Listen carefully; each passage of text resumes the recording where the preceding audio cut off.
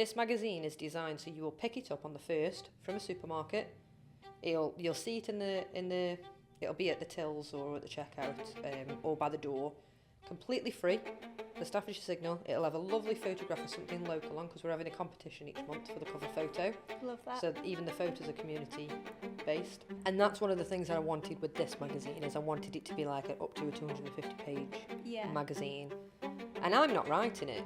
It's written by the community for the community. Hello and welcome to this episode of Wrecked. I am Chelsea Spencer, Managing Director of Big Reputation, and today joining me we have Jenna from the Staffordshire Signal. Hi. Hello, how are you doing? Yeah, good. Thanks for having me. No, thank you very much for coming on. So Jenna, if you don't mind please, off the top, just rattle on about yourself for a bit. Give us an overview. Where do I start? Your eclectic career, tell us all. Career's an optimistic word. To be honest, I think what everything's culminated in is just realising that people want to hear stories. I've ended up being a storyteller for the area, for the history with the red-haired Stokey. And I think I've realised that news has such a negative connotation, and media is so quick, you know, with things like short videos for TikTok and things like that. The attention economy. Yeah. But then also, you've got the flip side, which is long-form books and things like that, which people don't tend to have a massive attention span for anymore. So what I've done with the red-haired Stokey is really condense those really big historical books and facts and turn them into stories. Yeah. And I think that's really vibed with the people. I think people have really vibed with that, and they like hearing the stories and learning the facts without being preached about dates and times and facts and figures. Yeah. And it's like accessible history in a way, isn't it? Yeah, accessibility is the key thing, because I wanted to make the history accessible for people, whether that is people who can't afford to go and buy a book, people who would struggle to read a book, people who might be blind or deaf and still want accessibility, people who don't have a long attention span, or people that just want to feel a bit more connected to where they live. It might be something that they walk or drive past every day and they've wondered, but they might not have the skill set or the time to go and research it. And all of this just came about accidentally, really, because... The best way that things actually come about. Yeah. Happy accident. Yeah, because, I mean, a brief overview of my life, I always wanted to be an archaeologist. Okay, that's all I ever wanted to be. But I just couldn't hack the academia. Yeah. And I found out a couple of years ago that I've got ADHD and autism. Okay. Which, to be honest, just answers a lot of questions. Well. But yeah, I mean, I did all right at school. I had some really supportive teachers. I went to Mitchell High School, which was a very poor area in a very poor situation. But the teachers there were really supportive, and they got me through my GCSEs. And I went to college, but I dropped out. I just went and worked in a garden centre. Fair if you enjoyed it. Yeah, but then I ended up working. I went and worked with horses. I've had horses my whole life. Okay. And I got BHS qualified, but I was on an apprenticeship for a long time, and there was not really any money in it. And I think once I'd broken most of the bones in my body, I probably realised that is this actually falling off the horses? Being falling off, head-butted, kicked. Oh God. Yeah, it's fun.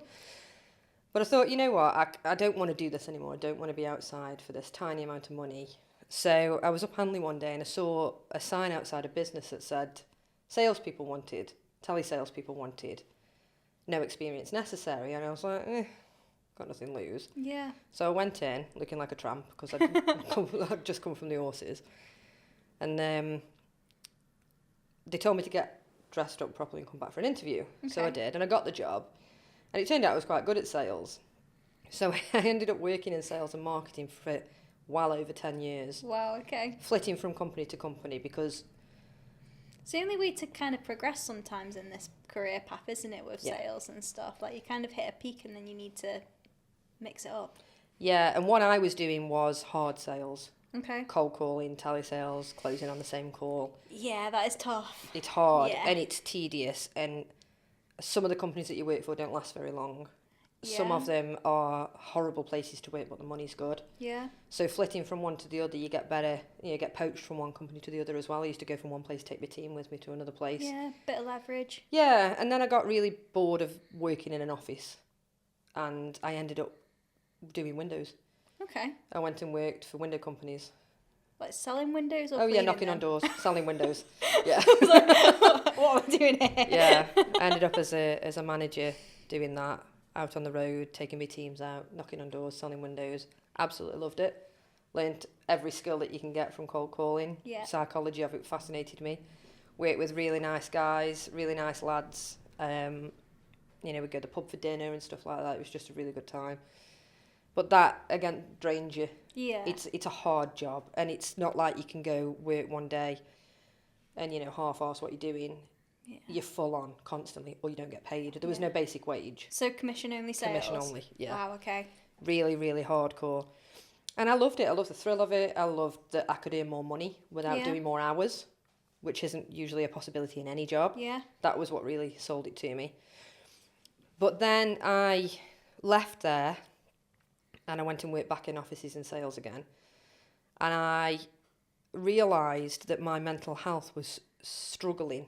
I've always struggled with my mental health, but as I was getting older, and I got a house and a car and that sort of thing, and the bills were getting on top of me, and I was like, I can't work in this hard, fast-paced environment anymore with all this stuff piling up on top of me.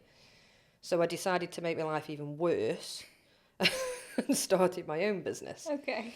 So alongside all of this, I'd been doing horse photography. Mm-hmm. Because I'd always had an interest in photography, and I've always had horses. Yeah. So at the weekends, I was doing horse events and horse photography. But in the day, I started a website company. Okay. In the week. Did that for a couple of years. That went quite well. Building websites. Yeah. And building apps as well. Oh, wow, okay. But I think I started it slightly too early. Ah, okay. Because it was probably 12 years ago now when I started it. But the market for apps for small businesses and stuff wasn't what it is today. Yeah. It wasn't where every single shop you go in now has got an app. Even though we saw that coming, yeah, we knew that was going to be the market. Just ahead of the curve. I was just ahead of it, yeah. So I closed that down and I went and did the photography full time. And I opened a pet studio, which COVID very quickly closed down. So that was fun. But that brings me up really to the red-haired Stokey. I think I never started the red-haired Stokey as a business. I started it because I've always been a nerd with history, and whenever we used to go somewhere, I'd be the one that would read all the signs or do the research before we went, and then I'd tell my friends all the stuff so they didn't have to read them, and I'd tell them interesting facts. And people were just like, why don't you write this down? Why don't you make it into a blog? So I did. And I got a little bit. And that's what the Red-Haired Stokey originated as, just a blog? It was just a blog. Okay. And I just started, I was taking pictures, because I'm a photographer, just out and about, editing them, making them look nice, chucking them on Facebook, and then I started an actual blog. So I'd put a photo on with a snippet of history about what that was. Nice, okay. And then I would put the photos for sale on the website with a snippet of what the history of that building was, for example. And then I turned it into an actual blog where I'd go somewhere, take pictures, come home, write an article about it. Okay. And that went reasonably well. People were reading it. But then I followed tour guides on TikTok. So after COVID, TikTok went massive, didn't it? Yeah, it did. And I followed tour guides in York and London who do behind the scenes interesting snippets and facts. Oh, like the Ripper tours and stuff. Yeah, and in London where, the railings are made of World War One. What are they called? Oh, what they carry people on. Oh, stretchers. Yeah. There we go. I was thinking of the ones with the bayonets, and they'd made something out of it. Yeah, and also the bollards of cannons and things. Yeah. And I thought, you know what, there's so much stuff around here like that it would be interesting to see if people wanted them snippets. And at that time, I don't think everybody that was making videos about Stoke-on-Trent was making negative videos. Yeah. We got YouTubers coming up from all over the country just to get clickbait headlines on YouTube about negativity. you know, filming the homeless people and filming the drug problem and stuff like that. And it's no worse than any other city. And it really annoyed me. So that was in the background.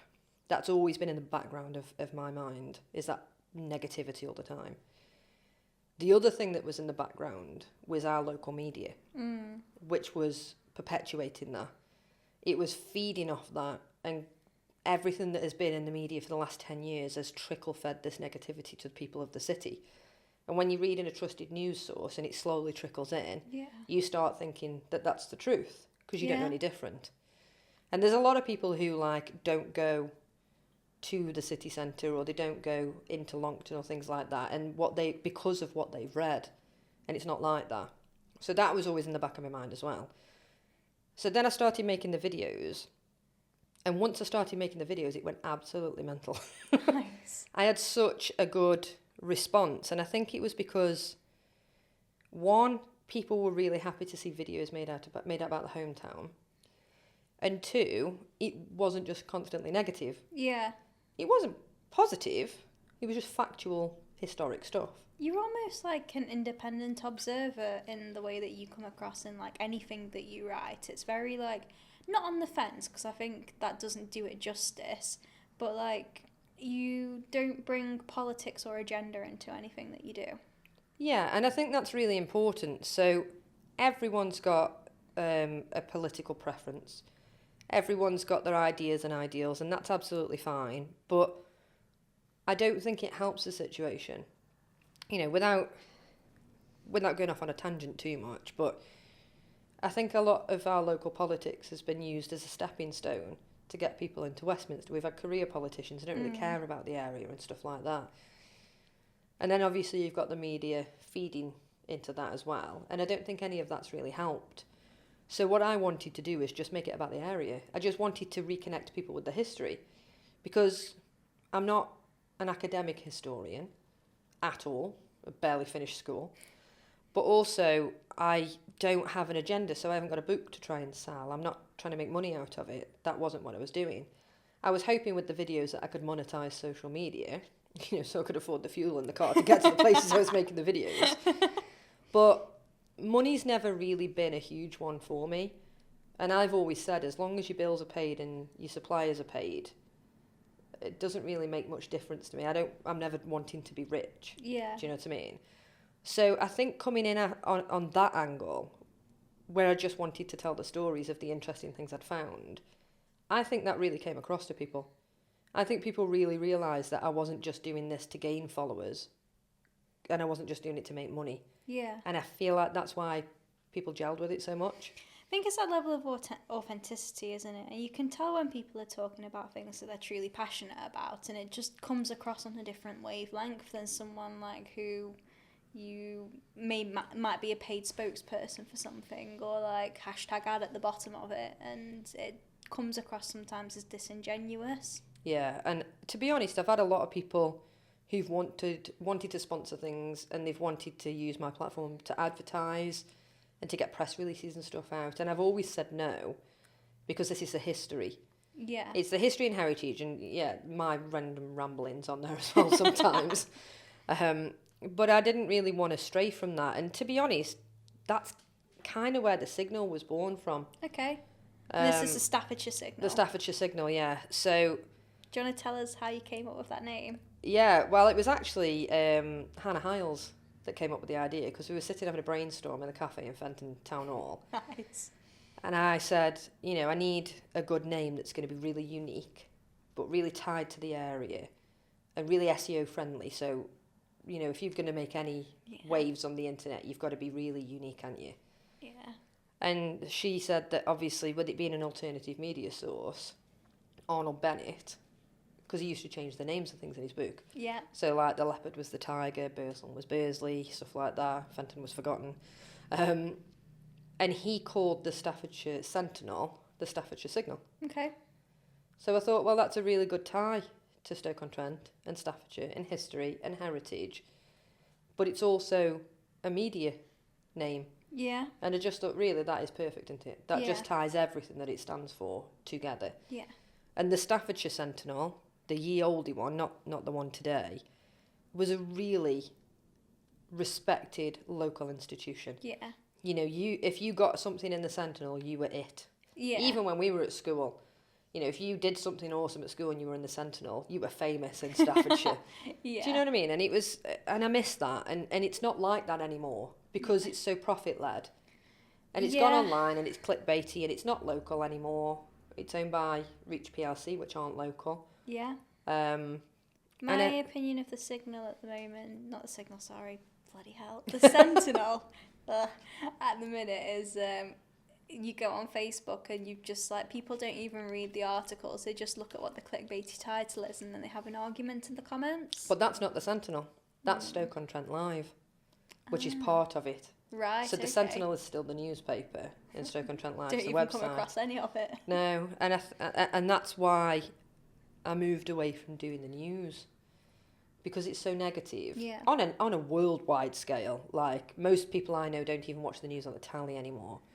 Because even that, I mean, news on the telly is not supposed to be for profit, is it? So why are they just peddling depressing nonsense and barely putting anything on? It is true, and I also think as well, just given some of the scandals around what's happened within BBC, a lot of people, especially like my age and below, just don't actually see it as a trusted source. No. We kind of just see a lot of the people who are in it. Apart from Marianne Marajam, actually, I have a lot of respect for her. Yeah. She's brilliant. Yeah. But the rest of them, like, you kind of just like, there's a few shining stars, but they just don't really, I guess, come across as authentic anymore, given some of the scandals that you hear about behind the scenes. Yeah, and one of the things that, I mean, building a media brand from scratch is such an insane idea. Yeah. Like, why did I decide to do this? But why I think, not? yeah, well, and with everything that I've done in the past, and so the Red-Haired Stokie's got about 70,000 followers locally. So with that platform, and me being someone that is trusted and independent and all that sort of stuff, it would be ridiculous to not piggyback off that brand. Mm-hmm. But I didn't want to flood the Red-Haired Stokie with modern day things. It's all right if it ties in with history and heritage, like a statue going back up or a building being restored or something like that. But I couldn't put something on about like the Staffordshire Football Association doing something because it's got absolutely nothing to do with the Red-Haired Stokie. Yeah. I couldn't put something about a business opening in Lichfield because it's got even less to do. Yeah. But these are just as important. Yes. You know, your history teaches you where you come from, but now we need to know where we're going. Yeah. And we don't know where we're going because nobody's telling us. But people are trying to tell us, they just don't have a platform to do it. People are sending press releases out, and we've got very few local media sources, and the ones that we do have are very small. Yeah. But they're also all trying to do news, and nobody seems to be doing anything off the internet, which I think is the problem. Because if you look at the internet, it's just an echo chamber. Yeah. If you vote for one particular party, the internet will just tell you that's the best thing in the world. Yeah, the algorithm serves you more of what you're engaging with, doesn't it? And that's how it all works, and then that's how we end up with such a divided community. Yeah. And then it's also a case of you won't be reading things that take you outside your comfort zone that you would normally not read, but you would be interested in to learn. So we're getting communities of people who are so tied in to what they think they know because they don't see anything outside of what they live. And it's like if me and you got Google open now and we Googled the same thing, we'd both have different results.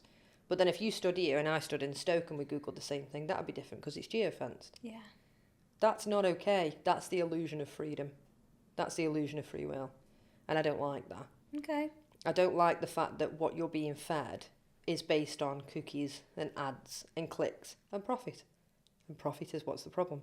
Yeah. Your data is worth more than gold. Yeah, And I I have hate this that. argument at the moment with people using artificial intelligence, and I've just done a thought piece on it actually. And one of the lines in it is if the platform is free, then you're the product. Absolutely. And I don't think people realise that. No, 100% not. Same as social media. Yeah. You are the product. Yeah. Facebook isn't free. Instagram is not free. You're paying for it with attention. Yeah, you're paying for it with attention, you're paying for it with your data. Yeah. So it's like I went to Dalton Water Filters in Newcastle. Come out, had a bottle, water filter bottle from there. For about 2 weeks after, Facebook tried to sell me Dalton water filter bottles. Okay. Now, there's a couple of things wrong with that. The first one is... You've already been. I've already bought it. Yeah. So what a waste of money if I was clicking on that. And the second thing is, to know that you are there, to know where you have been and to know what you have talked about is a lot of your data that's been collected. I bet I'll get them now because we've just talked about Probably. it, despite the fact I've been nowhere near it. Yeah. Now, I've got no problem with targeted ads. I've got no problem with the data. What I'm not saying here that, you know, switch your phone off and, you know, put a tinfoil hat on. I'm not saying that. But what I'm saying is, yeah. My point is, how do we circumnavigate this? How do we go around it? How do we stop people from living in that echo chamber and being controlled by algorithms from a different country? Yeah. Print. Okay. Get off the internet. It is true. However, I guess like I'm going to play devil's advocate Go here. for it. And obviously, a lot of people with newspapers like think about Rupert Murdoch and I guess like the reputation he's got. A lot of people also don't trust anyone with any media sources, do they? So I think there'll always be an element of unease around it. So there's a few solutions to that. The first one is, it's me. And it's just me. I have no team. I have no board of directors. There is no one sucking up the profits to buy themselves a new Merc. It is just me. Okay. There is no one else on the board, and I will never add anybody else. Because, like you've just said, the boards of directors and even people like at the BBC has become so corrupt that how do you know who you can trust? So I just don't. I can trust myself, and that's fine. And I'm not saying I won't have management and staff and things like that. That's fine, but I just don't. I want me to be the sole decision maker because I'm uncorruptible. Mm-hmm. Someone came to me with £10 million to do something weird, I wouldn't do it. Okay. Do you know what I mean? Yeah. The second thing is I've registered it as a non-profit CIC. Okay. So there's a couple of reasons for that. The first one is any profits that we make stay in the community. So all the advertising revenue goes back into the community.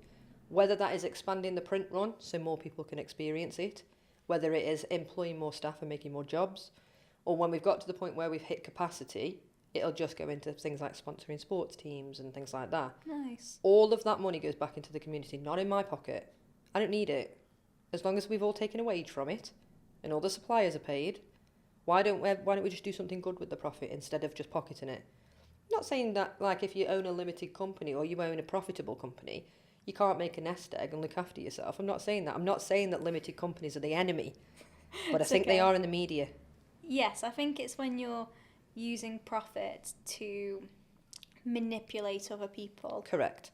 And I think the same goes for medical companies. Mm-hmm. I think the same goes for educational facilities. Food companies. Food, yeah. There's how much does the profit damage the job that's supposed to be done and the customers that it's supposed to be helping. So I can't change any of them things. But I think with the media, the profit is the problem. People wouldn't be forcing clickbait stuff down your throat and chasing interaction and impressions and stuff like that if they weren't trying to sell more advertising and get more profit. That's the problem. Yeah. The second reason it's a CIC is because it's transparent. Because it's a community interest company, all the accounts are transparent. So what you've just said there about Rupert Murdoch and all that dodginess, I'm hoping that by doing it this way we can avoid it. And the third way is by partnering with trusted institutions across Stoke-on-Trent and North Staffordshire. So Keele University and Staffordshire University have partnered with me. They're officially supporting the project.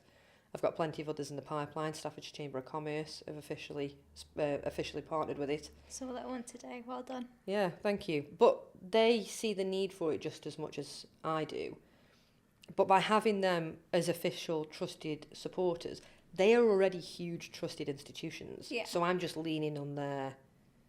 Okay, so I keep saying trusted now, it's stopping sound like a word, but I'm leaning on their reputation. Yeah. Whilst using my reputation. And what that does is that puts me in a position of not just trust, but it's a huge responsibility then for me to live up to what they've built over the last 100 years or 200 years, however long they've been there. Yeah. Do you know what I mean? And I'm holding their reputation in my hands now, so that holds me accountable.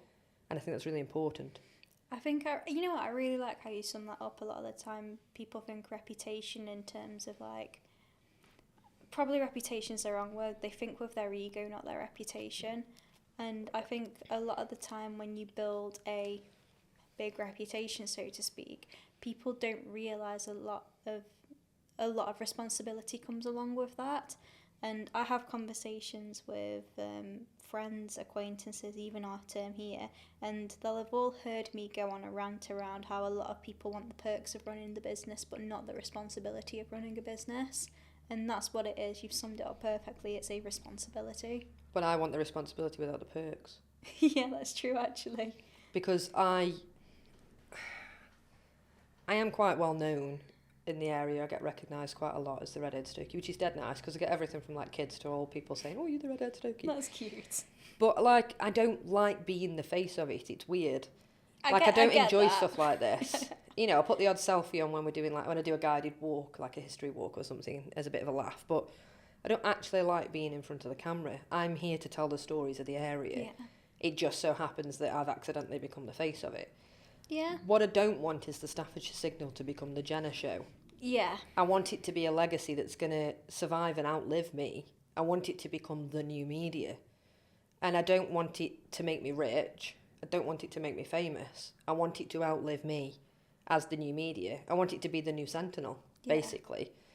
But unfortunately, we live in a egotistical world where if you don't get your face out, it doesn't work. I also think as well, probably again, given some of the things with old institutions around like trust and distrust, people do buy from people, and I 100% agree as someone who was incredibly introverted that it took me a long time to be comfortable doing stuff like this. We've recently had cover photo on the Staffordshire Chambers thing, and like I walked in there and I wanted to cry because there was 100 me's looking back at me. It is a brilliant photo though, to be fair. It is. And you know what, I'm so grateful for the opportunity for it, but at the same time, like you, I didn't start this business to have a big reputation myself, in the sense of like it's the Chelsea show. Like, I love telling other people's stories, a bit like you. My special interest is just business, not history. So the fact that like I get to do this podcast and hear about people's businesses and like hear their ideas, like get advice on things, because you do, when people go onto a podcast, they really feed your creativity. And I think it's incredible that like I've created something that's a vehicle that allows me to do that, just how you created the Redhead Stokey and then that fed into the Staffordshire Signal, that's enabled you to basically just do what you enjoy and turn it into a living. And what you've done there is just hit exactly upon what I was pointing out. So the Redhead Stokey tells the stories of people that can't tell their stories anymore. So that's their soapbox. But you've just said that you want to tell the stories of businesses that are all doing fantastic things. They don't really have a soapbox to tell them. They are struggling to get their word out, so they hire a company like you who specialises in telling stories and blah, blah, blah. And it's the same as jobs. If you've got a job to advertise, it's impossible unless you use a recruitment company. Or unless you built a brand that kind of circumnavigates it. Yeah, but you've still got to pay for put all your adverts and stuff, and you need a professional to do that usually.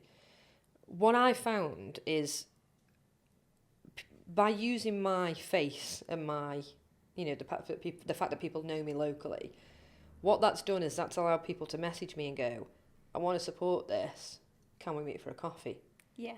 And I've done nothing but have meetings for the last couple of months of people that want to support this, and they might not have any budget, they might have absolutely no finances for marketing, but they've got something to contribute to this, and they want to help in any way they can. And I don't think that would have happened if it wasn't me. And I don't want to say that in a big-headed way, but if I hadn't built the Redhead Stokey first, I don't think this would be happening. And I think I would be struggling in the way that a lot of media is struggling.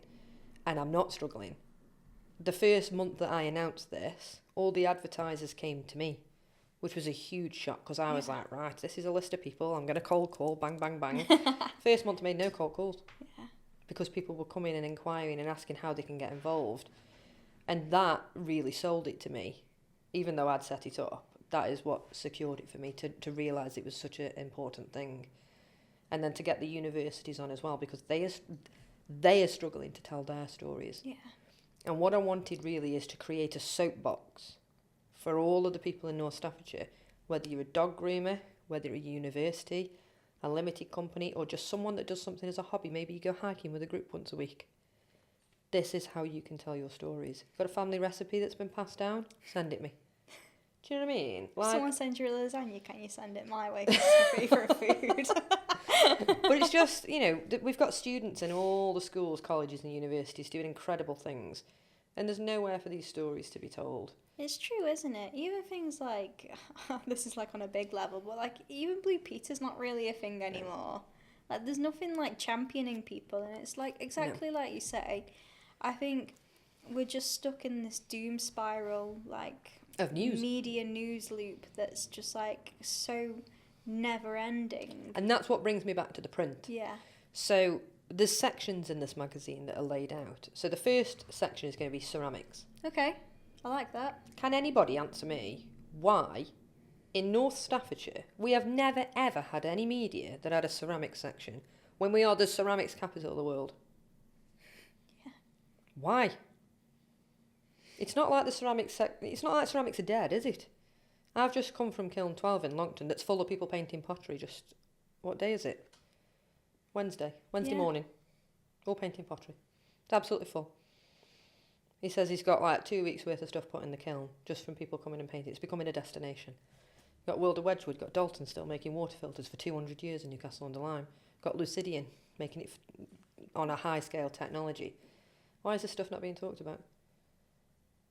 Why? You know why? Because it don't pay. Yeah. Don't pay for clickbait. And that's the problem.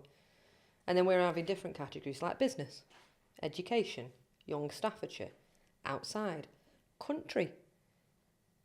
Staffordshire's the green county. We're mostly rural. Stoke-on-Trent's, I think Stoke-on-Trent's the 4th greenest city in the country. And you know what? I've never actually heard that because you don't get told that about Stoke. Nope. But you've got 6 separate towns, and what's in between them all? Greenery, fields, farms. Yet most people in Stoke-on-Trent have never ever been to a farm shop, even though it's probably the same distance from their house as Tesco. Yeah. Probably costs the same. The vegetables will last longer because they were plucked out the ground that week. The eggs came from free-range chickens. It's not that people don't want to do this, it's that they don't know. It's a lack of education and I don't mean education, I mean informal education. I mean it's a lack of people telling them information. Because you can't know everything. Yeah. And if no one's telling you this stuff, or your algorithms aren't letting you read it, how do you know? Yeah. And that was the whole point of the print magazine. So you read a newspaper, you chuck it in the bin. Takes a day. There's another one out tomorrow. Yeah. Click on an article on the internet, you've got to read it there and then, because as soon as you're off it, it's gone. Yeah, that's true. Unless actually. you know where you've seen it, and then you can go back to it. But it's very rare we go back to something. This magazine is designed so you will pick it up on the first from a supermarket.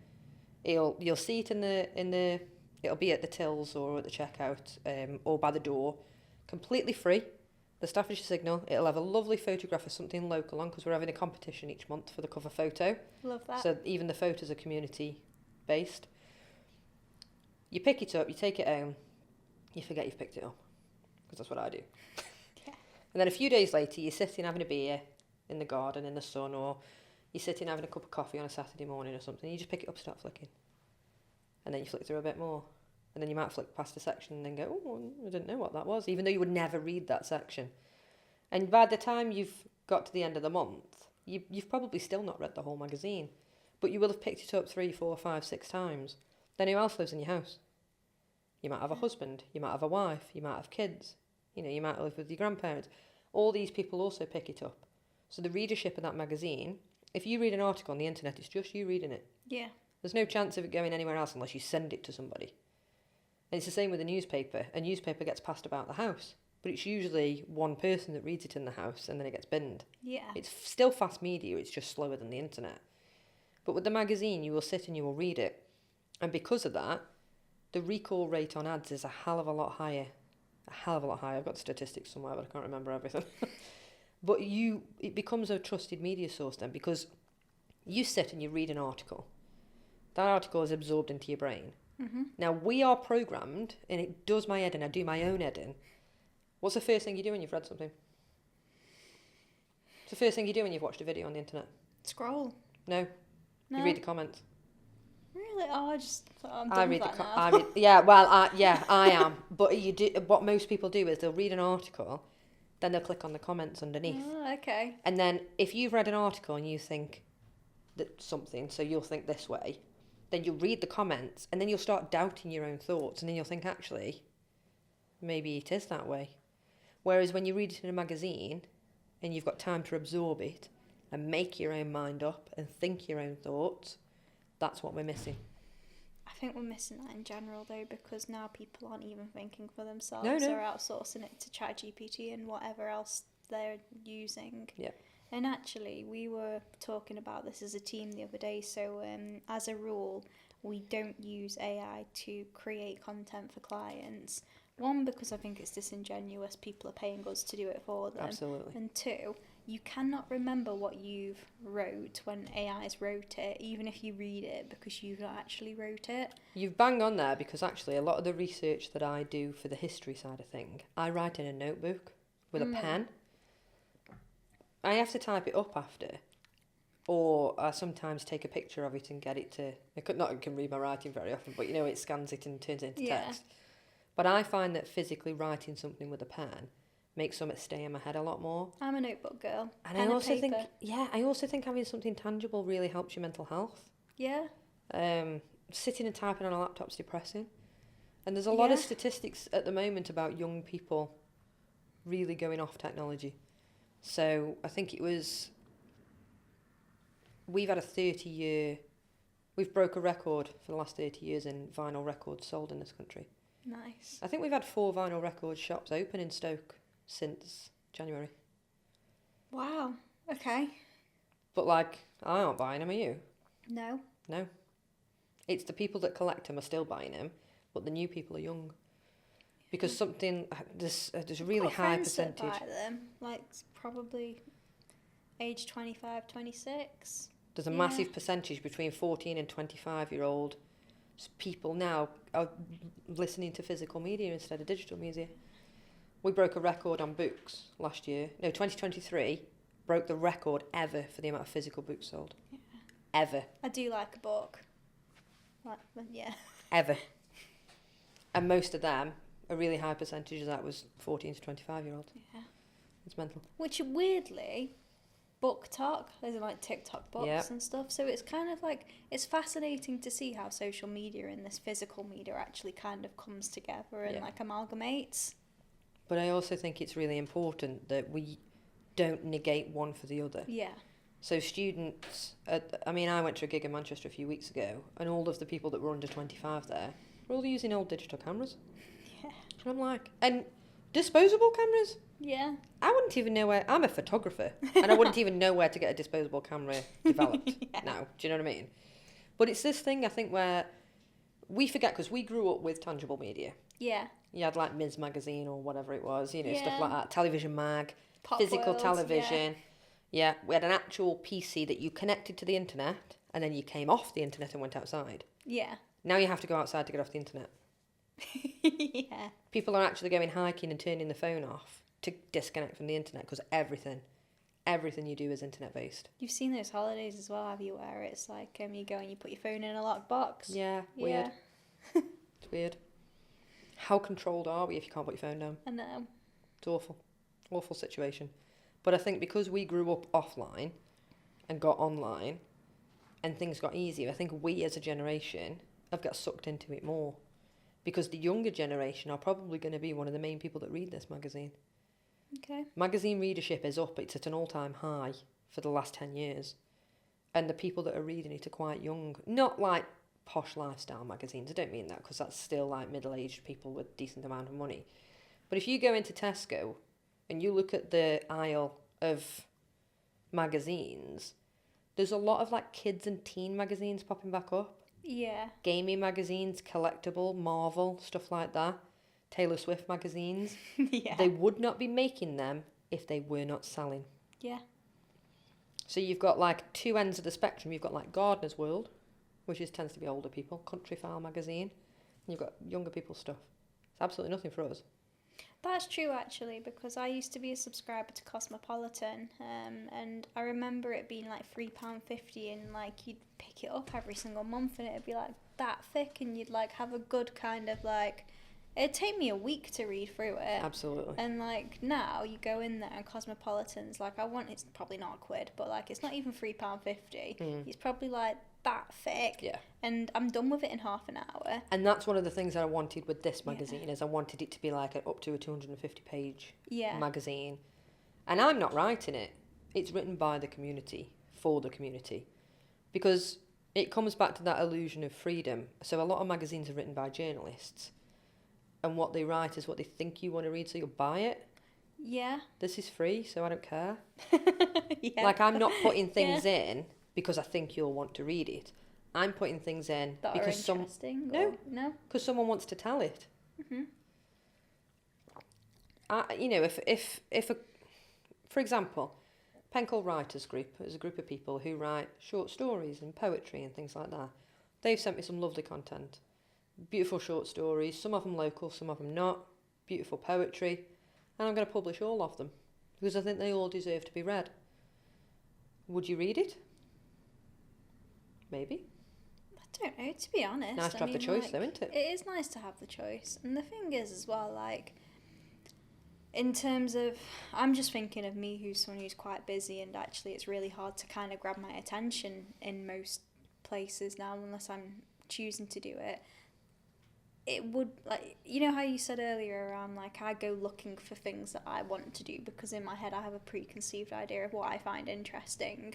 I can't remember probably, like, the last time I did give myself maybe 2 hours to flick through a magazine and think, oh, what takes my fancy? So the solution to that is making a brand. So the magazine is going to be a physical magazine, but it's also going to have a PDF reader on the website and the up-and-coming app. So you said that your biggest interest is business. Mm-hmm. Well, if you find there's a business section in this magazine, you're going to want to read it, aren't you? Yeah. Done. And then I'll probably end up reading some of the short stories. Why wouldn't you have a flick through Yeah. it? You've got it. And that's the key. Yeah. Put something in there that will interest everybody, and then hopefully they will read the rest. But the thing is, you have that choice. It is free. One question around, I guess, like freedom of speech, and I guess coming back to that idea of not creating an echo chamber, in terms of like your sole decision maker, in terms of like editor-in-chief, whatever title it is that you want to give yourself, how, I guess, stringent are you in terms of like freedom of speech? Are you like in terms of controversy, like what? The thing is, it's not news. The thing with it being not news means that a lot of that controversy isn't there. Okay. Because I'm not telling news stories. So if a breaking news story comes out and it's dead controversial, don't go in a lifestyle magazine. Yeah. So that's half of the problem removed straight away. The second thing is things like politics and stuff like that. Now, I'm not going to obviously put it down to my political views because that's not fair. But what I'm going to try and do is not have any political views. Okay. But use it to educate people about politics. So, for example, all the media is trying to get you to vote for one party or the other. Yeah. But no one knows how government works. So take all the party names and all the MPs and everything, throw them in the bin, Okay. and then explain to people what the difference between local government and national government is. True. Yeah. Because then we're not creating controversy, we're helping people to make an informed decision without making the decision for them. Yeah. And that's kind of how I want to do it. So if someone sends me something that is hatred-filled, I'm obviously not going to publish it. Well, yeah. Because there's freedom of speech, but there's also consequences to that. Yeah. And that's what we've got to be careful of. So when we talk about freedom of speech in this country, and I think this is bandied around too much, there's freedom of speech and then there's just being a dick. Yeah. Do you know what I mean? Yeah, I do. We have freedom of speech in this country. It doesn't mean you can be racist. Yeah. We have freedom of speech. It doesn't mean you can be homophobic. Yeah, or a bully in any way. Correct. Yeah. And that's where you've got freedom of speech, but we don't have freedom from consequences. Yes. You can absolutely go out and say that because we have freedom of speech, but don't think there's not going to be a consequence for it. And that's what people miss. When they think that there's no freedom of speech in this country, they want to try going and living in other countries, and they'll have a quick, sharp shock. And I want to keep that freedom of speech. I want people to be able to have their say, but it's got to be relevant to the magazine. So it's got to be educational. Mm-hmm. It's got to be local. Yeah. And I would also, if there is a problem that we can discuss, I want there to be a solution in there as well. I like that. Or the ability to open up a narrative and a conversation about that solution. Yeah, almost like, I guess, like a board of discussion in a sense. And like letters to the editor, fill in the survey, all them sort of things. And encourage people to get involved.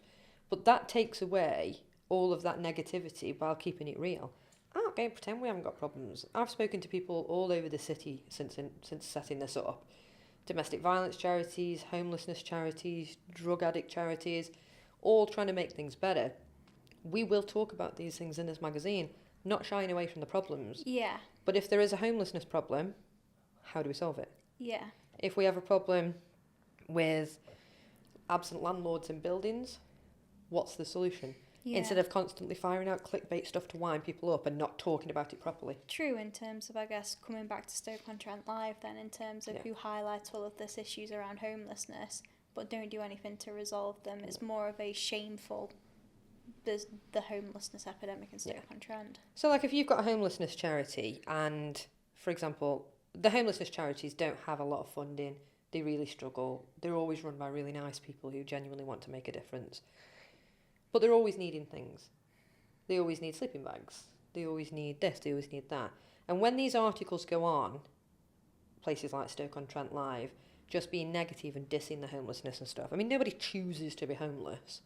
I understand that you've made some bad decisions in your life and you might have got to this point and it's easier to stay homeless than it is to fix your life.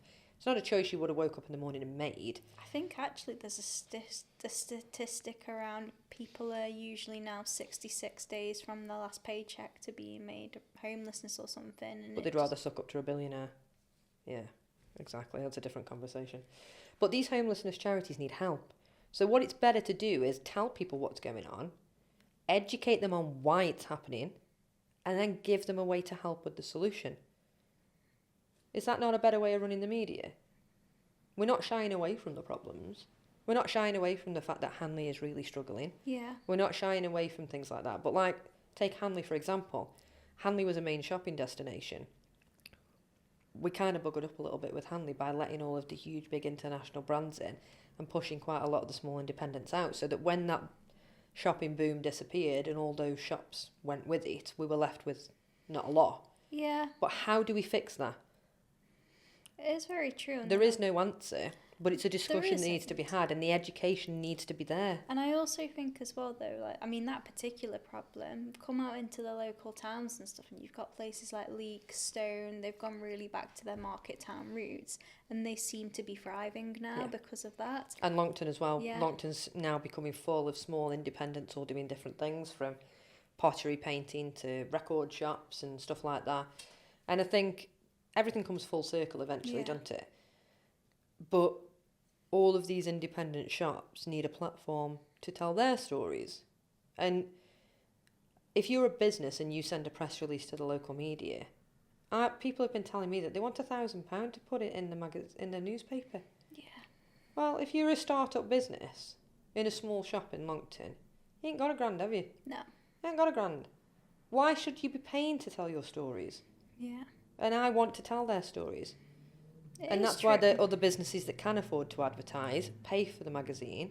That's what keeps it free and available to everybody. Yeah. But then businesses need to advertise. And you run a PR company, a marketing company, that trying to get press releases out to people to print them and trying to get advertising out to people is really difficult. Trying to connect people to businesses in North Staffordshire is hard. Yeah, I'm going to caveat that with we don't really do a lot of like PR in that sense. Yeah, you know what I mean. We've got partners, like we're more, I guess, digital, but even from, I guess, like I can speak from our own perspective of being a relatively new startup company. We now do have a bit of a marketing budget. We're very lucky that we've not really needed one up until now. What we're choosing to spend our marketing budget on is PR and podcasts and having people who are specialists come in and like outside the box things. Yeah, edit it for us. So even us, I guess, like who live this day in, day out, it is genuinely difficult, I think, and people are asking for more and more money for you to appear in their events or whatever. And I just kind of feel like sometimes, like, well, actually, we're giving you our expertise, and I'm paying for the privilege to give you my expertise. And I think that's where you need to figure out. Yeah. I think that's where the lines got blurred. So I've separated the two quite well. Yeah. So if you have a business and you want to connect to people to buy your product or your service, then you pay for an advert. If you have a story to tell, have you done something interesting? Have you redecorated your business? Have you got a new product line? Something that you would send out in a press release can go in the magazine as a story, and that's free. Do you know what I mean? And that's and it's the really difference. Transparent. Yeah. Yeah. But the paid adverts are for people who, I don't know, let's say you're a manufacturing company and you've manufactured the same thing for 50 years. You don't really have any stories to tell. You just manufacture stuff. Do you know what I mean? You don't really do anything. You just manufacture stuff. You're really good at it. You advertise, you pay for an advert. But maybe then one of your staff's coming up to their 50th year working for you. Yeah. That's a lovely story to put in the magazine. So they can have and that that's for free. Yeah. And the magazine advertising pays for everybody to be able to tell these stories.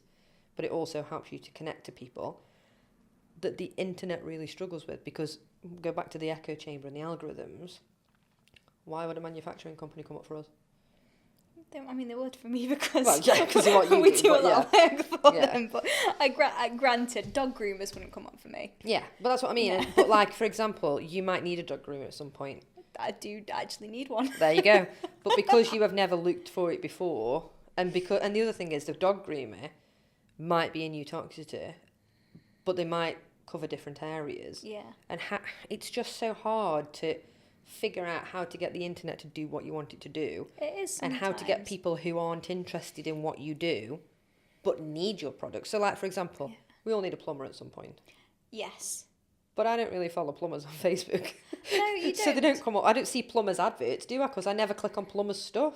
No, and actually that's a really good point, because then what you end up having is you have a lot of people trying to compete for very competitive search terms on Google, and then because it's so hard to compete, you then have like people paying to circumnavigate that with Google ads, and then you end up with really high cost per click for emergency plumber Staffordshire. Which is usually a national company, because they're the only ones who've got a budget to cover that. Yeah. So Dave round the corner, he could have just won round the corner with his spanner and fixed your problem in 5 minutes and probably charged you 50 quid. Yeah. You're now using a national company. That's VAT registered, so you're automatically paying 20% more anyway. Plus it's cost them 300 quid get your work because the amount they've had to pay on Google ads. Yeah. So now you're probably talking 300-400 quid. Yeah. Whereas Dave is probably sitting watching the football and he could have just nipped round with his spanner. And he's probably been doing it for around 40 years. He's probably 70, mate. He's probably just sitting there waiting for someone knock on his door and say, Dave, my sink's leaking, can you come sort it out? Do you know what I mean? Him. Yeah. And I hate the fact that then people are getting shafted Yeah. by the internet. Dave hasn't even got a website. Dave don't know what he's doing. He's the best plumber in the world. Fits anything. Does not know how to use a computer. Why should he get shafted because of Google ads? Yeah. And it's the same as anything. And that goes as well to our creative industry. Yeah. So it's all well and good laughing about Dave the plumber that can't use the internet. But what about a ceramicist who has made something really unique and really fantastic that no one has ever done before? And they're a small artisan person with a little studio, maybe down in Longport or something.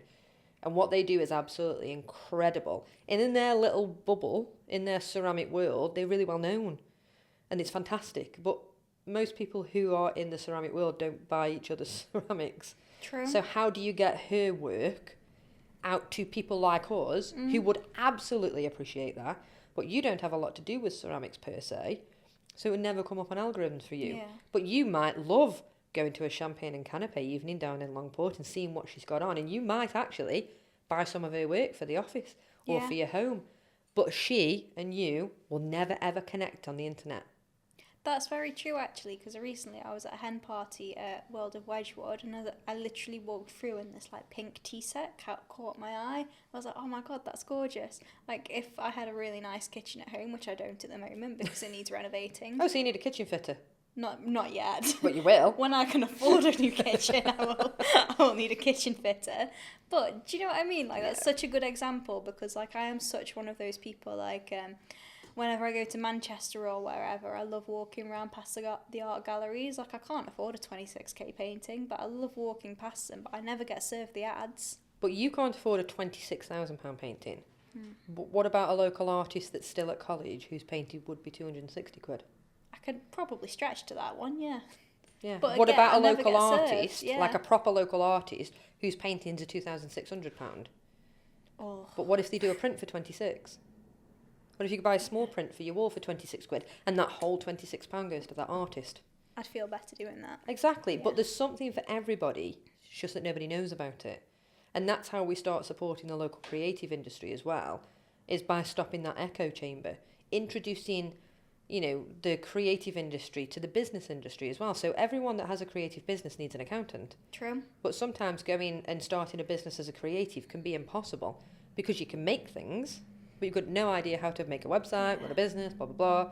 And it's about connecting all of these people and all of these things off the internet. And I think that's what's so important about it being print. And I knew that print was important when I started it. That's why I decided to do it, even though it's ridiculously expensive and ridiculously difficult. But just doing it on the internet's just doing what everybody else is doing, and it's obviously not working.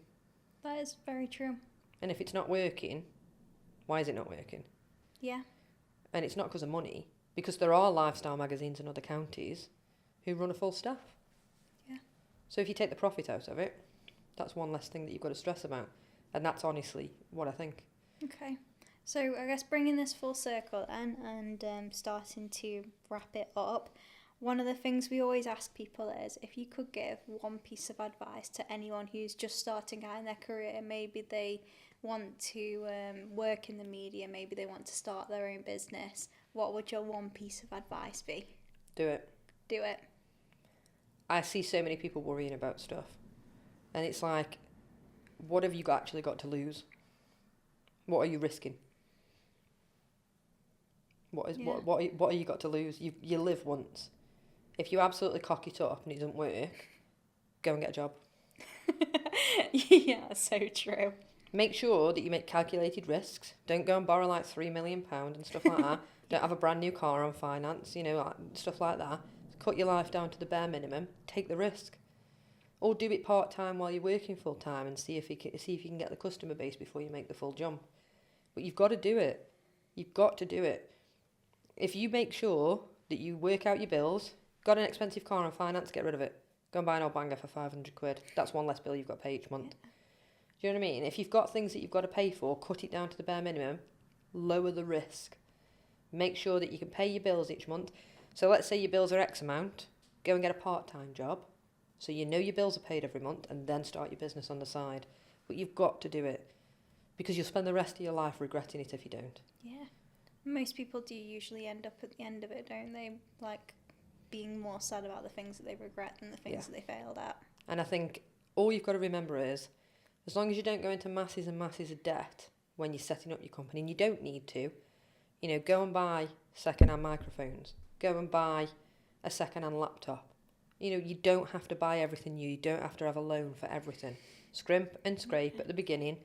Make that financial risk as low as you possibly can. Then you know, if it all goes to shit, you can just go and get a job. And sell all of the things that you own, because you haven't had them as a risk, do you know what I mean? Yeah. Sell it all. Go back to working at Tesco. Because it's not like there's no jobs. Yeah, that is true. I think if you want to work, there's always work out there. Yep. So I just think, do it. Brilliant. And if it doesn't work, go and get a job. Thank you very much, Jenna, for your time and your insights. It's been a pleasure. Yeah, thank you very much. Thank you.